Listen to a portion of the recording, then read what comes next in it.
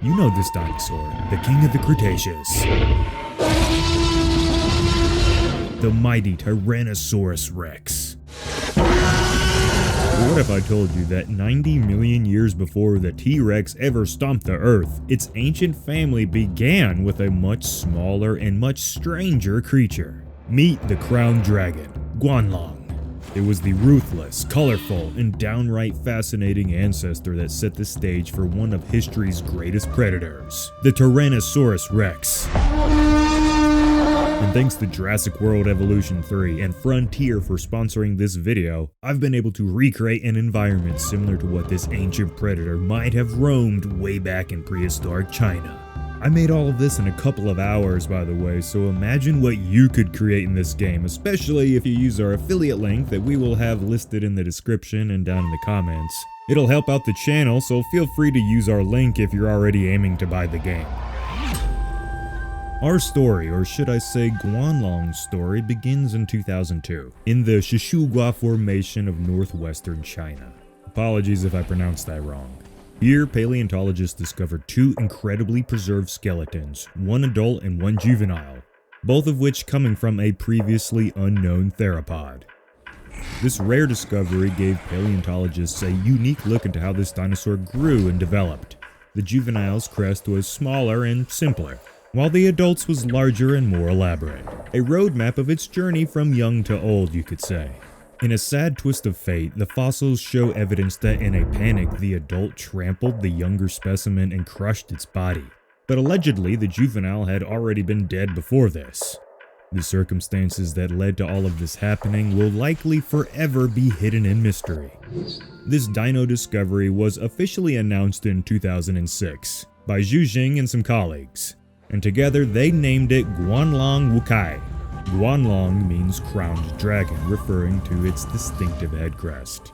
Wukai means 5 colors after the multicolored rocks of the fossil site. And Guanlong came from the Proceratosauridae family of dinosaurs. Try saying that 5 times over fast. A clade of theropod dinosaurs that were typically much smaller than their famous distant cousins. And their forelimbs were generally much more proportional to their bodies and useful for daily tasks. These dinosaurs walked the Earth from around the middle of the Jurassic period to the early parts of the Cretaceous. A pretty successful reign, you could say. So, what time was this animal alive, and what did the Guanlong really look like? It lived around 160 million years ago, during the late Jurassic period.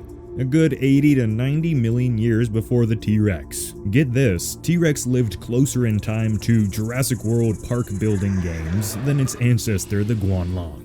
I'll always look to use that joke because it really is crazy how long the dinosaurs were around. The Guanlong was about 3 meters 10 feet long, a little over a meter or 3 feet in height, and weighed roughly 75 to 125 kilograms. That's 165 to 276 pounds for my fellow Americans. Similar in size to a large male modern-day cougar, or puma, or mountain lion, whatever you want to call it. Its most striking feature was that crest, a thin ridge running along the top of its snout and skull. And just like with what we think of most dinosaurs, these physical adaptations weren't built for combat. The crest was far too fragile. Paleontologists think it was used for display, perhaps to attract mates or signal dominance. This is now a more common thought when we look at these ancient animals. Media like movies, games, and books makes us think that they were always in battle. But most of the time, dinosaurs probably just wanted love.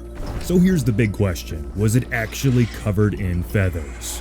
While no feathers were found directly with the fossils, related species from the same family were covered in primitive feathers, so Guanlong almost certainly was too. Unless it wasn't, of course, because we don't actually know, unless one of you guys has a time machine or something that I don't know about. And looking at the model from Jurassic World Evolution 3, they got it pretty dang close to what the paleo world thinks Guanlong really looked like. A slender body, sitting atop 2 long and athletic legs. The longer forelimbs that this animal had 3-finger hands capable of grabbing prey and helping with getting around the ancient bush. Its skull structure was similar to tyrannosaurs we see evolve later in time, and it even had similar teeth. And getting back to the whole feather topic, we'll likely never know the exact amount of feather coverage these animals had, or what colors they typically were.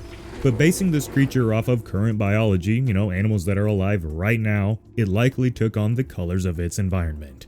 Especially considering it's a predator, it's gotta hide. Ancient China was lush with rivers and wetlands. Thick patches of primitive trees would cover the landscape, and the air was thick and humid. So the Guanlong possibly had earthy greens and beige-colored scales and feathers, while the crests were likely bright and beautiful, to help them stand out in a crowd. But around the time of Guanlong's existence, the lands were starting to drift towards becoming more arid and dry due to the mountain range forming around the region messing with the local weather. Today, the area in which Guanlong lived is a desolate place. A drastic change, but let's see what you look like in 160 million years. So just how deadly was this ancient ancestor of the T-Rex? Did it share those same terrifying qualities of its larger descendants? Well, the Guanlong was never, as far as we can tell, an alpha predator of its world. Its smaller size prevented it from taking on much of the massive dinosaurs popping up around that time like the sauropods, so it had to focus on smaller dinosaurs, lizards, and likely even early mammals. Naturally, if it came across a carcass of any deceased animal, it would probably eat that as well because survival, man. And the Guanlong probably had to do a lot of surviving. Its smaller size meant larger predators certainly would have called it prey. Here's some food for thought. The Guanlong could have played a similar role to a cheetah, utilizing speed and agility over sheer brute power, chasing down its prey after ambushing and exhausting them, and then grabbing them with its long arms and holding its target so it could finish the hunt. From its crest to its feathers, Guanlong tells a story of one of nature's most successful transformations. It reminds us that the mighty T-Rex didn't appear overnight. It evolved from small, nimble hunters that once ran through the Jurassic forests of ancient Earth. In a way, Guanlong bridges the evolutionary gap between small Jurassic predators and the massive tyrants of the late Cretaceous. It's like seeing the blueprints for the future king. And even though it lived millions of years before the T-Rex, Guanlong already carried the crown. So maybe we can all take a look at the Guanlong species of dinosaurs and use it to shape our own lives. We may not be on the top of the food chain today, but if we keep at it and don't give up, we may just find ourselves becoming, well, Everyone, thank you for watching this video. I hope you learned something and had a good time. Once again, big shout out to Jurassic World Evolution 3. It was so cool being able to throw together a map that kind of resembled ancient China, and I did all that so quick, so just imagine what you guys can do if you get this game. Like I said, make sure to check out our affiliate link down below if you want to get the game so you can help out the channel. On that note, if you want more science videos like this, like we used to do back in the early days of Dangerville, man, I miss them, let me know. This sort of stuff always makes me feel all warm and happy inside, so I enjoy it, and hopefully you do too. On that note, this has been Jacob, and I'll see you guys in the next one.